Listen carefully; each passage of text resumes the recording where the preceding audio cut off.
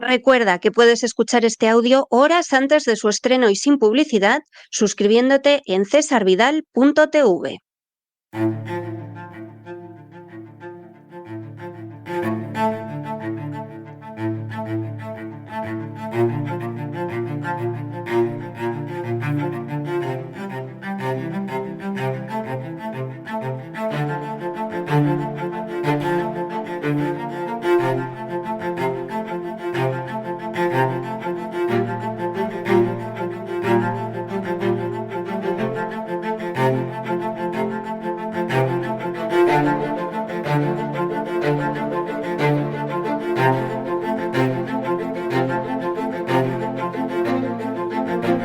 Así fue España, con César Vidal y Lorenzo Ramírez.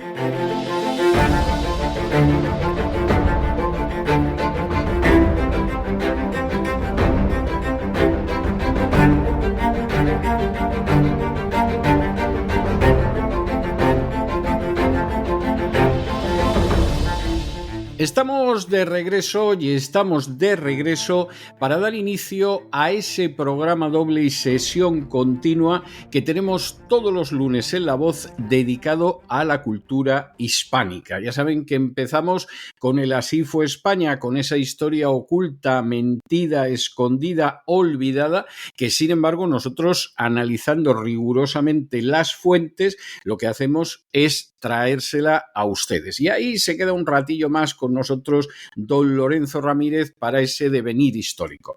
Muy buenas noches de nuevo, don Lorenzo. Muy buenas noches, don César. Encantado de acompañarle en este último viaje por la historia de la temporada.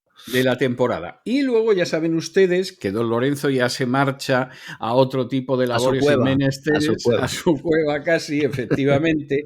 Y entonces quien viene para la segunda parte de este programa doble y sesión continua es doña Sagrario Fernández Prieto, que con sus palabras al aire pues intenta enseñarnos a hablar, a escribir mejor el español, que es el mayor legado que ha dejado España al acervo común de la humanidad.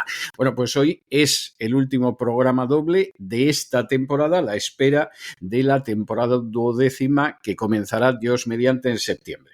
Bueno, don Lorenzo, vamos a tener hoy una despedida con el Cid verdaderamente impresionante, supongo que para escalofríos de muchos, porque el Cid se enfrenta nada más y nada menos que con el Papa. No solo él, ¿eh? Sí le digo. Bueno, vamos a ver, en contra de lo que cree mucha gente, de que ha habido una supremacía del obispo de Roma desde el siglo I, eso es mentira, es totalmente mentira. Cualquier persona que conozca la historia de la Edad Media lo conoce y sí que sabe que sobre todo a partir de la caída del Imperio Romano en el siglo V, pues el obispo de Roma va intentando irse apoderando del poder que tenía el antiguo emperador de los romanos. Cuestión aparte es que el resto de los obispos que hay en el mundo estén dispuestos a que el obispo de Roma se les suba a las barbas y sobre todo se les coloque por encima. Para conseguirlo, el obispo de Roma va a utilizar dos armas muy expeditivas. Una va a ser la falsificación de documentos y, de hecho, sobre todo a partir del siglo VIII, la Cancillería papal, la Cancillería del obispo de Roma, se va a convertir en una máquina de documentos falsificados que intentan justificar las ambiciones sin base de ningún tipo del obispo de Roma, y ahí van a aparecer las conocidas pseudo-isidorianas, que son una serie de decretales dándole un poder al obispo de Roma que no tiene por ningún lado, que nadie ha creído en él y que se van inventando los distintos pontífices, y va a aparecer un gran documento, una gran falsificación, que es la Donatio Constantini, en virtud de la cual supuestamente el emperador Constantino le había cedido al obispo de Roma no solo las insignias imperiales, estaba Constantino para ceder las insignias imperiales a nadie, sino que además le había dado unos territorios ahí en Italia, que era la base de los estados pontificios. Aclaremos que esto lo estuvo utilizando el obispo de Roma, el Papa, durante siglos para robar todos los territorios que se le apetecían y para intentar someter a todos los obispos y los reyes que se le antojaba. Uh-huh. En el siglo XV, un cardenal, un humanista, que se llamaba Lorenzo Valla, describió en un tratado extraordinario cómo la Donatio Constantini no pasaba de ser una falsificación y por lo tanto esas pretensiones del obispo de Roma eran una falsificación. Entre otras cuestiones porque las propias expresiones lingüísticas no coincidían con la época en la que en teoría se había hecho. Había errores históricos, etcétera, pero bueno, de lo que se trataba era de arramblar y por supuesto tampoco la gente tenía una cultura como para ver esto y si no aparece el cardenal Lorenzo Valla, pues a lo mejor... Había otros cardenales que ya habían sembrado la duda y tal, pero es mi tocayo el que lo demuestra ya por el que lo demuestra totalmente. Por cierto, el Vaticano hasta el siglo XIX no lo reconoció. Es decir, todavía se tiró otros 400 y pico años basándose en un documento falso. ¿Ya han devuelto los terrenos? No los han devuelto y no tienen la menor intención. Bien, esto hay que contarlo porque podemos entender la historia del Cid y de lo que pasa. En el año 991, porque claro, hay gente que se sigue creyendo que la Iglesia Católica desde el siglo I hasta el siglo XXI ha permanecido inmutable, lo cual es una muestra como mínimo de una ignorancia de la historia medieval que asusta. Claro, si eso lo dice un argentino, dices, bueno, claro, a fin de cuentas, la historia de los argentinos, pues claro, en la Edad Media serían las pampas y los indios y todo lo demás, pero claro, cuando lo dice un europeo es imperdonable. Pero que esto era claro para la gente de la época es algo indiscutible. Por ejemplo, en el año 991, Arnulfo, que era obispo de Orleans, acusaba de una manera severísima al papado diciendo, bueno, aquí lo que pasa es que hay una serie de iglesias que no quieren saber nada con el obispo de Roma, pero la culpa la tiene el obispo de Roma que se le quiere subir a las barbas.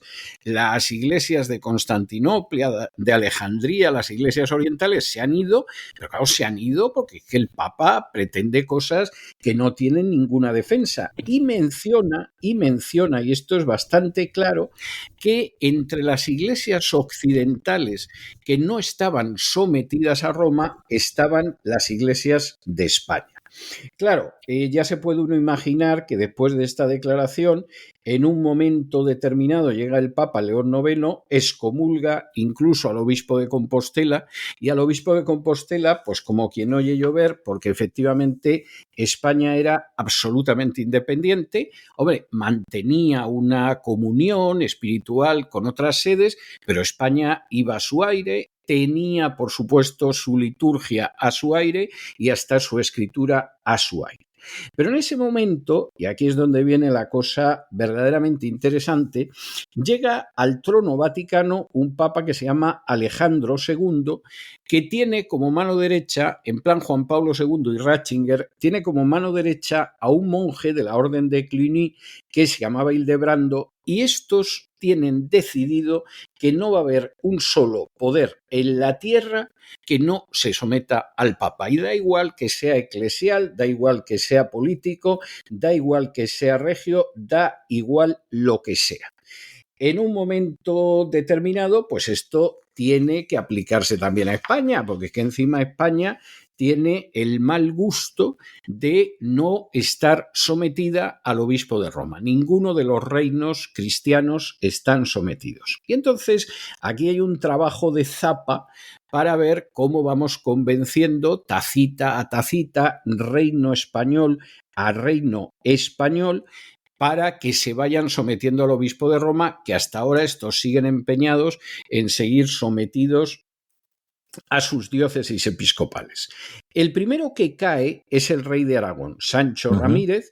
El rey de Aragón necesitaba apoyo porque acababa de crear un reino que además Navarra lo tenía entre ceja y ceja, y entonces el rey de Aragón dice, ¿dónde encontramos la solución para los problemas de España? Al norte de los Pirineos.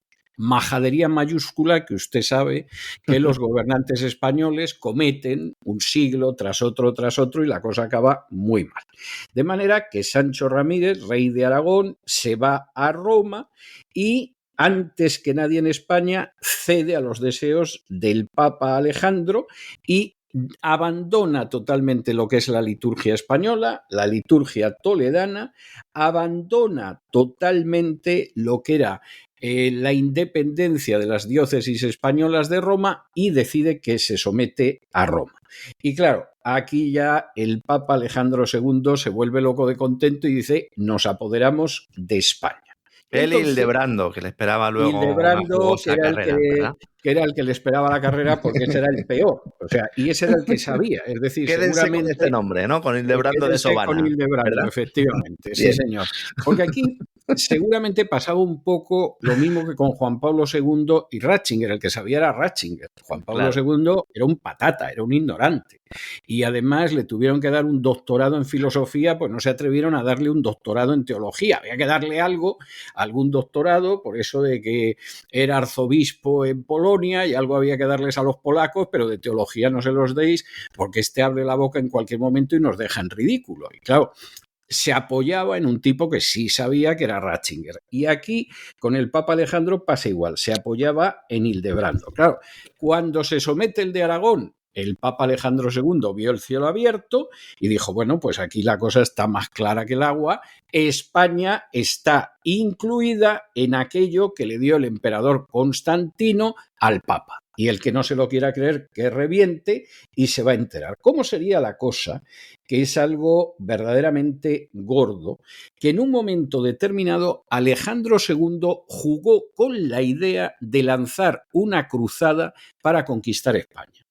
No para liberar la parte de España que estaba bajo el dominio musulmán, sino para someter la parte de España que no estaba sometida al Papa. A la supremacía de Roma. Exactamente. Todavía no se había producido ninguna cruzada, también hay que decirlo. Las cruzadas vendrían después, todavía no se había producido. Las cruzadas, aunque había habido una en Barbastro y tal. Pero la primera oficial, la de Urbano II, esa todavía no.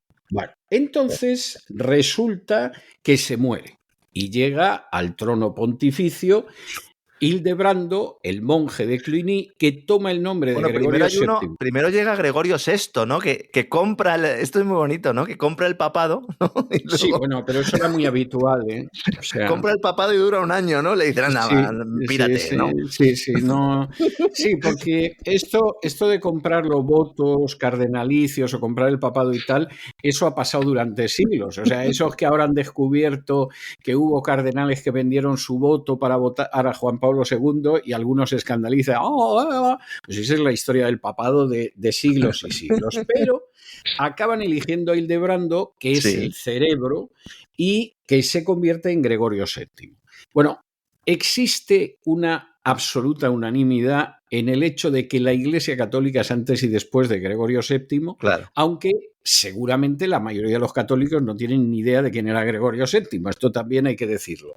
Pero efectivamente Gregorio VII es un personaje que decide que aquí todo el mundo se somete al Papa. De hecho, él va a emitir unos dictatus pape, que no se le había ocurrido a nadie en los dictados del Papa emitirlos antes, entre los cuales, en esos dictatus, se señala que el que no está sometido al obispo de Roma no es católico, porque lo digo yo, Gregorio, y vamos, no os pongáis enfrente.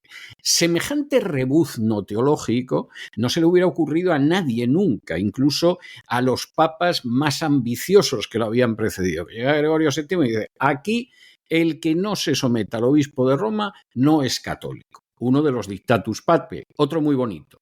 Los reyes tienen que besar los pies del obispo de Roma. Esto lo han ido cambiando, porque claro, ya no es de recibo. Habría que ver a Leticia besando los pies del Papa León o algo así, a ver cómo quedaba. De blanco. Exacto. De blanco.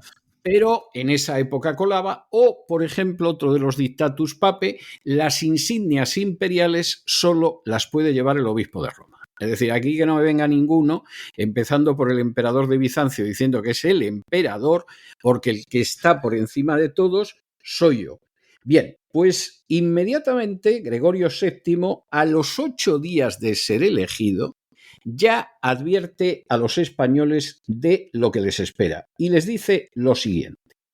El Reino de España antiguamente perteneció por derecho propio a San Pedro y todavía, aunque ocupado por los paganos, no pertenece a ningún hombre mortal, sino solo a la sede apostólica. Chúpate esa mandarina. En la sede apostólica además no hay hombres mortales. No, o sea que para que lo tenga usted claro, pues evidentemente San Pedro, entre otras propiedades, tenía el Reino de España, cosa que, en fin, habría que ver de dónde se sacó esto Gregorio VII, pero anda que a Gregorio VII la verdad histórica le importaba mucho y, por supuesto, a ningún hombre mortal le corresponde salvo a la sede apostólica. Claro. Bien. Para terminarlo de arreglar, y claro, ya aquí Gregorio VII se viene arriba, Enrique IV, el emperador alemán, se intenta enfrentar con Gregorio VII y entonces Gregorio VII lo excomulga. Enrique IV ve que se le van a sublevar todos los nobles y se produce el famoso episodio de Canosa, que fue a ver al Papa al castillo de Canosa y se quedó descalzo y con hábito de estameña y bajo la nieve tiritando durante días hasta que el Papa lo recibió. Con la rodilla.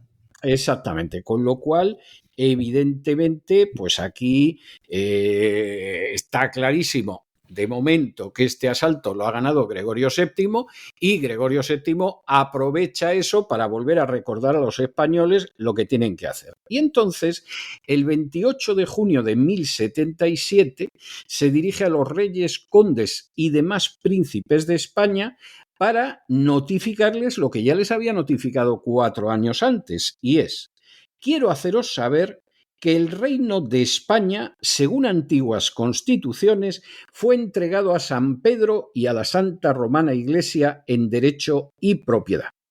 Esto es mentira de todas las mentiras, porque además él se apoya en la Donatio Constantini, que es un documento falso. Pero por aquí andaba el Papa. Es decir, el reino de España fue entregado a San Pedro y a la Santa Romana Iglesia. Y el que no se lo quiera creer, obviamente, que reviente.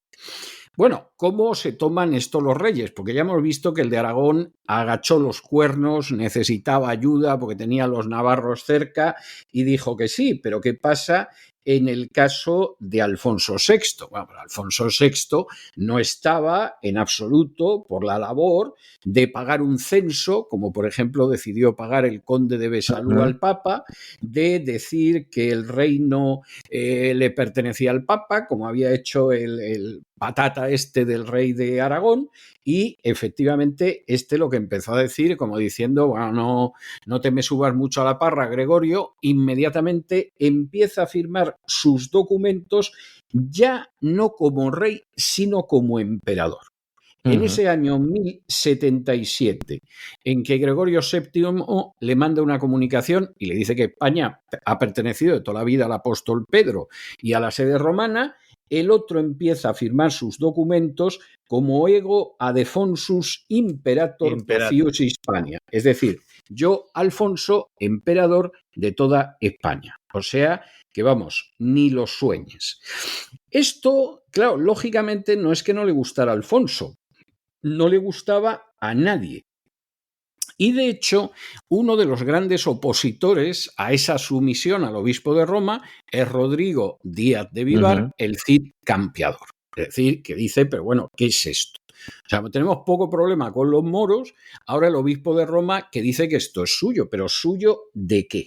Y es curioso cómo esa oposición en la que Rodrigo Díaz aconseja la desobediencia más absoluta al Papa y donde además dice que nos estamos batiendo aquí el cobre y quienes estamos luchando contra el Islam y quienes estamos reconquistando nuestro territorio somos nosotros los españoles, no el Papa y toda su corte corrupta de sinvergüenzas, es precisamente el Cid.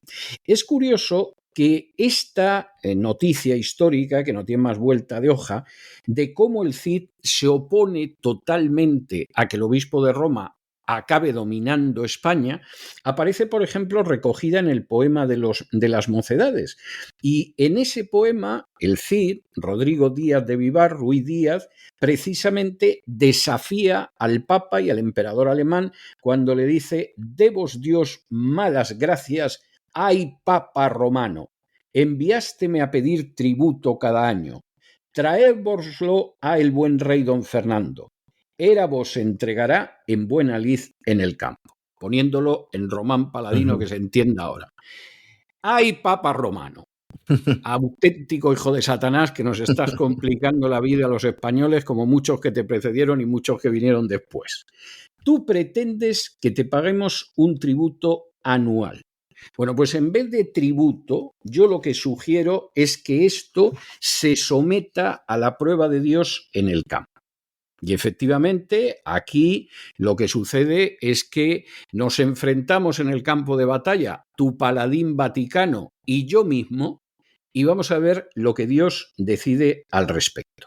Y efectivamente, bueno, como el Papa sigue dale que te pego, insistiendo en que tienen que someterse, en que tienen que aceptar la liturgia romana, etcétera, etcétera, pues finalmente, lo que sucede es que se produce ese enfrentamiento. El 9 de abril de 1077, año interesantísimo este 1077, hay dos caballeros que combaten precisamente en Burgos para ver qué rito se mantiene. Uno se llamaba López Martínez, era castellano, era de Matanza sobre el Pisuerga y ese combatía por el rito histórico español que no era el romano. ¿Y el otro quién era? El otro era un chaquetero, porque es una cosa curiosísima. El otro era un caballero que era un mozárabe de Toledo y en vez de defender el rito español de toda la vida, el toledano combatía a favor del Papa. ¿Qué pasa aquí? Bueno, pues imagínese usted, ganó el castellano. Es decir, si nos creemos las reglas del juicio de Dios, era evidente que los castellanos tenían razón, que el Papa era un agresor y que Dios pues hizo que ganara el campeón castellano. Pero vamos, estaría bueno que el Papa le hubiera importado en absoluto las leyes de cualquier país. No se conformó. No se conformó y empezó a mandar gente en el sentido de que fueran a través, sobre todo, de las órdenes religiosas metiendo el rito latino. Y aquí, sobre todo, hombre, no existía el Opus, no existían los jesuitas, entonces tuvo que utilizar a los cluniacenses. Y entonces, aquí lo que iban a hacer los cluniacenses era servir de quinta columna del poder papal para someter a una España que no había estado sometida durante 1000 años al primado de Roma, a la primacía de Roma. O sea, los cluniacenses iban en este plan. ¿Y a quién le adosaron un cluniacense para llevar las cosas en esa dirección? Pues nada más y nada menos que a la reina. Porque claro, si a la reina le adosamos esto, o por ejemplo al rey le ponemos un secretario del Opus, pues esto hace que las cosas vayan avanzando tremendamente. Y entonces se produce una situación que es tremenda. La reina se había casado hacía poco, pues seguramente era un matrimonio de conveniencia, ya le habían adosado el cluniacense para que volviera loco a Alfonso VI en el sentido de tú lo que tienes que hacer es someterte al Papa, Alfonso que te vas a condenar, que no me vas a misa, Alfonso que cuándo vais a dejar el rito vuestro español y vais a adoptar el rito romano, Alfonso que no sé qué. ¿Qué hizo Alfonso? Se echó un amante. No es que esté yo justificando a Alfonso, pero me imagino que con la mujer dándole la vara aguijoneada por el cluniacense, bueno, pues en un momento determinado lo que sucede es que la dama que se lía con el rey, pues efectivamente lo que aquí acaba sucediendo es que, por supuesto, el rey se ha colocado en una situación más que expuesta. Y eso que le dio a la orden terrenos, donaciones, sí. Decía, bueno, aquí tenéis, o sea, ¿qué más queréis, no? ¿Qué más queréis? Dejarme en paz, ¿no? Básicamente. Sí. Entonces, claro, ¿qué hace el rey? Bueno, pues el rey dice, bueno, yo estoy muy a gusto aquí con mi churri, no me apetece en absoluto romper con ella, estoy de la reina bastante cansada porque es muy pesada y seguramente al monje cluniacense no lo mato porque luego la sangre corre por el palacio y podemos tener un lío. Y entonces Alfonso dice, bueno, vamos a ceder en la cuestión de la liturgia a ver si me deja en paz de una vez el Papa. No aceptamos su supremacía, yo no me separo de mi chica, pero vamos a aceptar la liturgia. Y entonces, entre abril y mayo de 1080, se celebra un concilio en Burgos que preside el legado papal y ahí se acepta la adopción de lo que llaman el dignísimo oficio romano. Es decir, se fue a hacer gárgaras totalmente. La liturgia mozárabe, la toledana. La liturgia mozárabe y la independencia de la iglesia hispana quedaba por ahí en tierra de nadie. ¿Y la anécdota del breviario es verdad o no? Cuando que lo echa al fuego o no, porque dice la tradición popular que él cogió un breviario, mozárabe y otro romano, y que los arrojó al fuego, y entonces que solo ardió el romano, ¿no? Y entonces el rey volvió a arrojar el fuego el mozárabe y entonces impuso el rito romano, ¿no? Esta es una de las leyendas, ¿no? Esto, que dicen, si no Nevero event trovato. O sea, hay un refrán, de hecho, de eso, que dice algo así como allá van las leyes donde quieran los reyes, ¿no? Exactamente. Bueno, lo que sucede en un momento determinado es que el Cid fue de los que se opuso totalmente a que se produjera ese cambio y esa sumisión a la sede romana, y efectivamente él está en el concilio y aquello le parecía intolerable, y desde luego el que se debió de llevar una enorme sorpresa en toda la historia fue Alfonso VI, que pensaba que con esto el Papa Gregorio le iba a dejar vivir. A lo mejor otro papa le hubiera dejado vivir, porque los papas admitían divorcios, anulaciones, etcétera, según cuál fuera la categoría del rey, etcétera, etcétera. Pero en este caso, como cedió, pues debió de pensar que si empujo todavía va a ir la cosa más allá. Y le manda una carta a Alfonso en la que le dice: recobra tus fuerzas y desecha de raíz tu trazo ilícito con la cosanguínea de tu mujer. Si no te apartas de la mujer incestuosa, me veré obligado a desenvainar contra ti la espada de San Pedro. Bueno, yo me hubiera gustado a mí ver al Papa haciendo estas cosas. San Pedro tenía un montón de cosas, ¿no? Que no San sabíamos. Pedro, vamos, la espada, la propiedad de España y en fin, un resort en Malibú porque todavía no se había descubierto América, pero vamos, era algo tremendo. Claro, ¿qué significa esto de la espada de San Pedro? Hombre, no podía mandar una cruzada porque fuerza en ese sentido Gregorio VII no tenía, pero claro, lo podía excomulgar. Y el hecho de que te excomulgaran si eras rey implicaba que tus vasallos se veían desligados del juramento de fidelidad. Y si de pronto los vasallos decían: a mí me importa un pimiento lo que diga Gregorio VII, pues entonces el Papa supuestamente podía venir a España. Fuera por lo que fuera, porque esa es la realidad, Alfonso VI capitula. Renuncia a la mujer amada, que esa es la historia, y lo que acaba sucediendo pues es que evidentemente se ha inclinado. En el año 1081 el Papa escribe a Alfonso y le escribe lo siguiente: a quien Cristo concedió honor y gloria sobre todos los reyes de España, nos certifica el fin de nuestra contienda. Con lo cual, bueno, pues tú te has sometido, que es lo que yo quería, tú eres el rey más importante de España, con lo cual si te sometes tú, pues vas a ver tú lo que van a tardar los otros en ir en esa dirección, y no me importa reconocer que estás sobre todos los reyes de España. Es más, me viene muy bien, porque si tú que estás sobre todos los reyes de España has doblado la rodilla, claro. Los otros lo que tienen que hacer es exactamente lo mismo. ¿Qué pasa con esto? Y esto es algo tremendamente importante. Esto va a significar enormes cambios en la historia de España. No vamos a analizar ahora lo que significa que España acabe capitulando ante las ambiciones del obispo de Roma. Pero claro, toda la tradición litúrgica y teológica de España desaparece.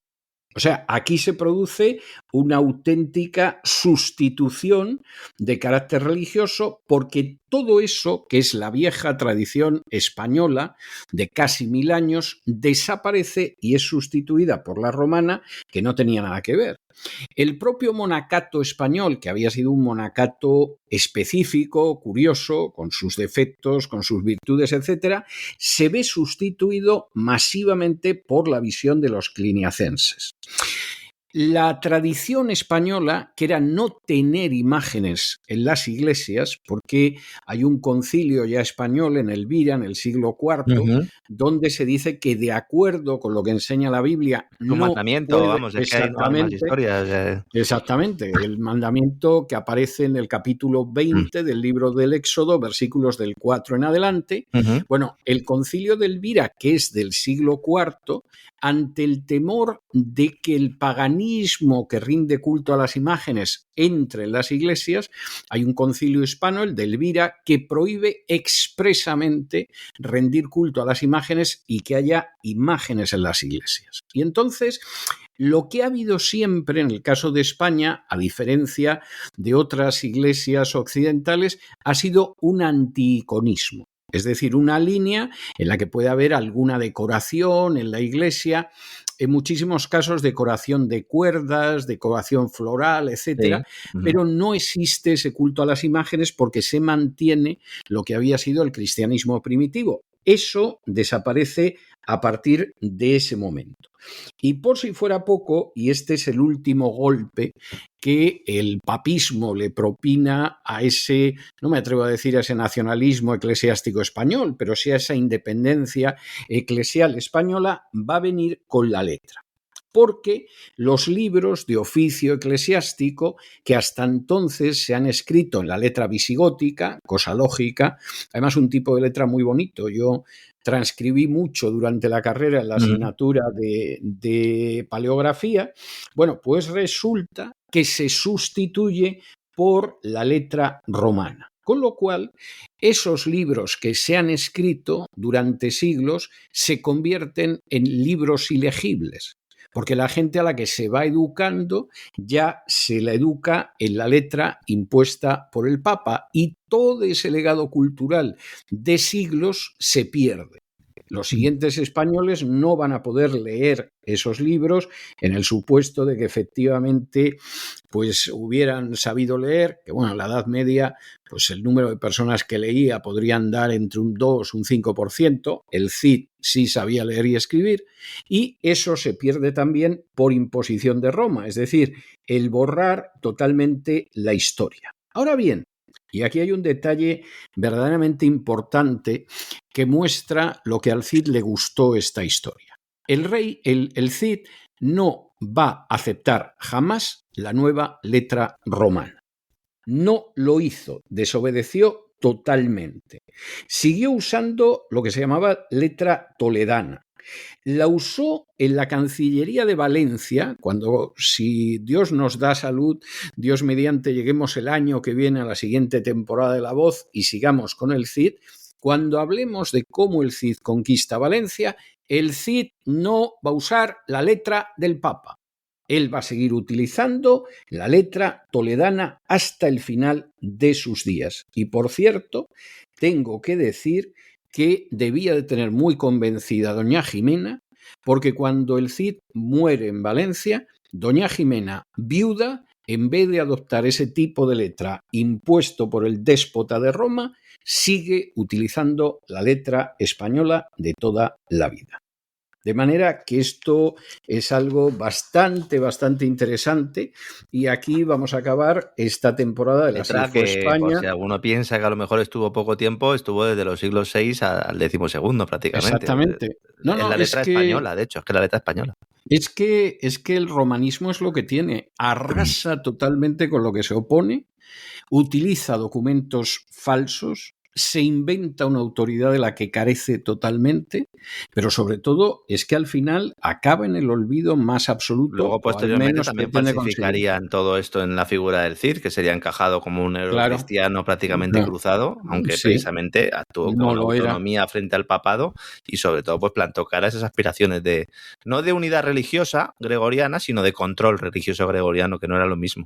No era lo mismo y efectivamente, claro, los dictatus pape, pues incluso cualquier historiador católico que conozca medianamente la historia sabe que es un antes y un después. Hans Kühn, en un libro que a mí me parece muy interesante, que se llama Cristianismo, donde él estudia los distintos paradigmas del cristianismo que se han dado a través de la historia, él dice claramente que en el caso de la Iglesia Católica tú no puedes entender la Iglesia Católica actual sin Gregorio VII. Es decir, Gregorio VII implica un antes y un después. Es verdad que viene de un desarrollo anterior, que sobre todo es enorme a partir del siglo VIII, pero que evidentemente Gregorio VII implica un despotismo papal que ni siquiera los papas más exagerados anteriores a él se les había pasado por la cabeza. Y que luego los posteriores pues utilizarían, ¿no? Viendo las posibilidades que tenía esa forma de concebir el control de Roma y utilizando esa religión para luego ser lo que hemos conocido como el papado, ¿no? Exactamente, con episodios por otro lado divertidos, ¿no? Porque claro, en última instancia el papado tenía sus conveniencias y como siempre ha actuado de acuerdo a sus intereses y sus conveniencias. Por ejemplo, en la Edad Media habrá un papa que emita la bula Qui Quorundam, en la cual condena como diabólica la doctrina de la infalibilidad papal. Pero lo hace porque tiene mucho interés en que no le obliguen en poder dar marcha atrás en decisiones que han tomado otros papas anteriores. Claro. Y entonces él define la doctrina de la infalibilidad papal como una doctrina diabólica. Bueno, sabemos que en 1871 se convirtió, sin embargo, en dogma, lo cual no deja de ser interesante. Pero aquí el Cid, evidentemente, estaba en defender a su patria, se daba cuenta de lo que había y al final no deja de ser interesante, bueno, ¿dónde acaba sobreviviendo al final una nación? En su cultura. ¿Qué pretendió destruir el papado? La cultura de siglos.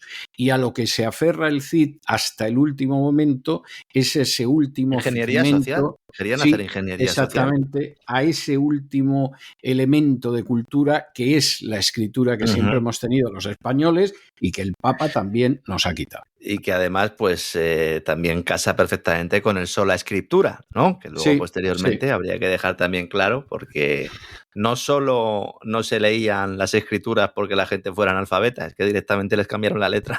Sí, totalmente. Hombre, falsificando documentos de manera masiva, pues claro, no cabe la menor duda de que no había otra salida, ¿no? Es curioso porque el papel de las falsificaciones, bueno, primero muchísima gente ni siquiera conoce que hubo falsificaciones, ¿no?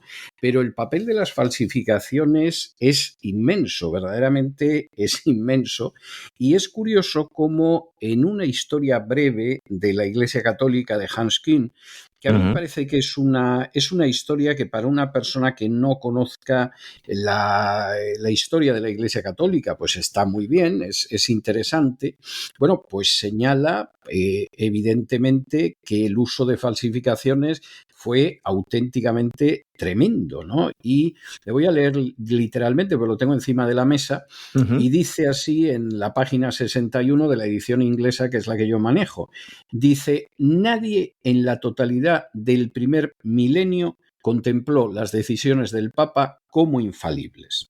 Pero la investigación histórica ha mostrado también que los papas, particularmente desde el siglo V en adelante, extendieron su poder de manera decisiva con falsificaciones explícitas. La leyenda inventada libremente del Santo Papa Silvestre viene de los siglos V-VI.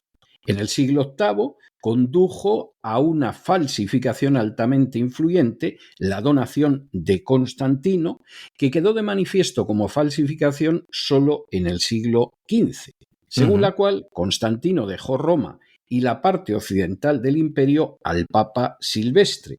Le permitió el uso de las insignias y vestiduras imperiales, la púrpura, y una corte que estuviera a la altura, y le concedió la primacía sobre todas las otras iglesias, especialmente Antioquía, Alejandría, Constantinopla y Jerusalén. De hecho, Constantino solo le dejó el Palacio Laterano y las nuevas basílicas del Laterano y de San Pedro.